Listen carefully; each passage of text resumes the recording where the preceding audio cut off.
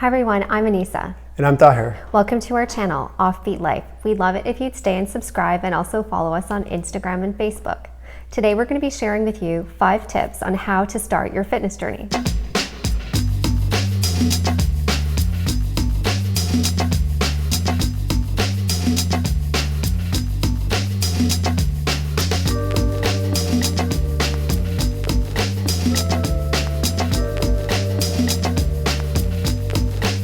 Okay, so today we're back with our 5x5 health tips series, where we take our 5 pillars of health, we break down each pillar and give you 5 tips to help you achieve that area. So we're going to give you 5 tips today on how to start your fitness journey and achieve your fitness goals. Let's get it. Our first tip is scheduling it. So make sure that you're actually booking into your day as an appointment, your movement, how you're going to be moving your body, when you're going to be doing that. Treat it as if it was an appointment that you had with a client or a colleague that you wouldn't miss. So a couple of ideas that I have is, maybe it's over your lunch break. I'm putting it into my calendar. I see that I'm going to be working out at lunch that day. Other days it might be, right before my workday starts. Sometimes it's after work. It's going to depend on your day and what makes sense for you. It doesn't necessarily have to be the same time every day, but make sure that you actually look at your schedule beforehand, whether it's the week before or even the day before, and plug in that time that you're going to be working and make sure that you stick to it. For sure. People think they have no time to exercise. I don't have time for this, I don't have time for that. But when you start actually breaking it down and analyzing your schedule, you do find periods of time where you can dedicate it to things you need to do. So whether it's the beginning of your day, middle, end, or in between and scheduling little fit breaks, there's lots of time to find ways to exercise. Okay, so the next tip is attaching your fitness routine to an existing habit that you already have. I'm going to let Aneesa explain that a little bit further. Yeah, so one of the challenges a lot of people find when they're starting a fitness routine is it's not a current habit. So all of a sudden you're adding this to your life and it's difficult because it's not part of your regular routine. So the way that we can add fitness to our life and make it a habit is to attach it to an existing habit. And that's what the studies really show to be successful creating a new habit.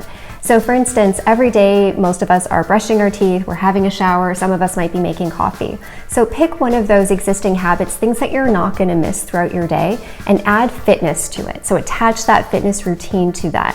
So for instance, before your shower, you could add fitness to that. So you could say, before my shower every day, that's when I'm going to do my workout. So whether it's a 10-minute workout routine or a half an hour routine, whatever you have time for, you build it in and it always occurs before your shower. So at some point after, I think it's like 66 days or something is what they say it takes to make a new habit. At some point after that 66 days, it's going to become automatic for you to say, oh, I really do have to do a workout right now because I'm about to have a shower. So that's the way that you'll find success in your routine, is creating that new habit and tying it to an existing one. Crazy. Life hacking. Our third tip is finding an activity that you like and then turning that into fitness. For sure. So everybody knows that when you don't like to do something, you're more likely not to do it. So conversely, if you like something, you're more likely to do it. I don't like to run in particular, but I love playing basketball, so I will run while I'm playing basketball. It's important to find something that you enjoy. Aneesa, for example, loves yoga, so she will go and do that, and it doesn't feel like a workout. Some people love nature, and so they'll go for hikes. Some people love dancing, and they want to just move their body in with some music. So guess what? You do a Zumba class. There are a lot of options available, and it's really important to find something that you like, and you're much more likely to stick to it. Our fourth tip is the time and type of exercise. So when we talk about time, what we're looking for is a minimum of 20 minutes of exercise every day. Now that might mean that some days you're doing an hour worth of exercise, the next day it might be only 10 minutes, some days you might take a rest day, but on average you want to be shooting for that minimum of 20 minutes of exercise every day. And keep in mind that that is a minimum target. We do want to be increasing the amount of exercise that we do over time every day. Yep. Okay, I'm going to break down the type and what that means. Essentially, there's 2 types of exercises, and I'm really generalizing here. The first type are known as cardiovascular or endurance exercises.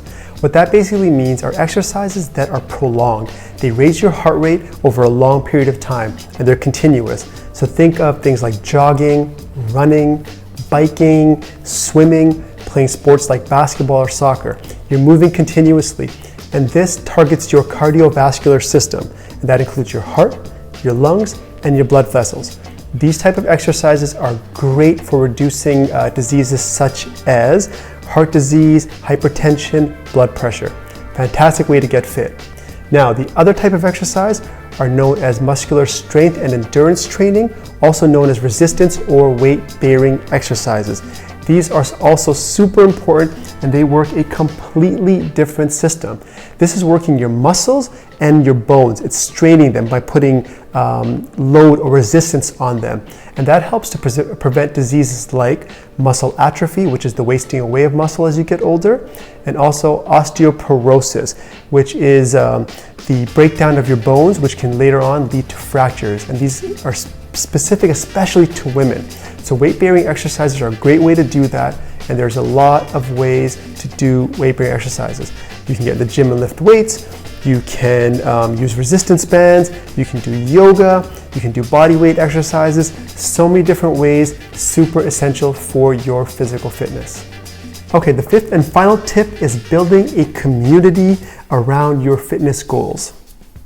Yeah, so it's more likely that you'll stick to your fitness goal if you are involved with that goal with other people. So whether that's one person or a bunch of people, whether that community is in person, in your home, or even online.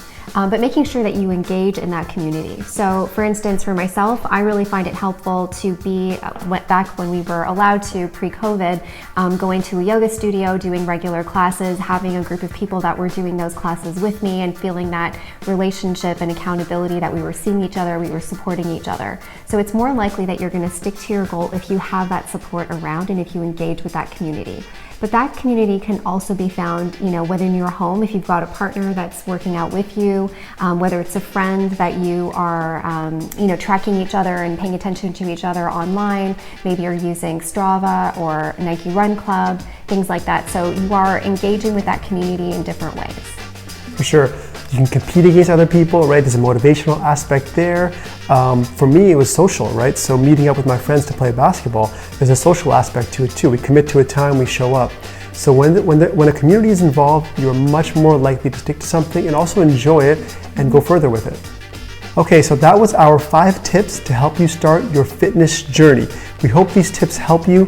Please leave a comment and let us know what you think about them and how they may help you achieve your fitness goals. We're wishing you all the best. As always, please remember to subscribe, follow, and share with your friends and family.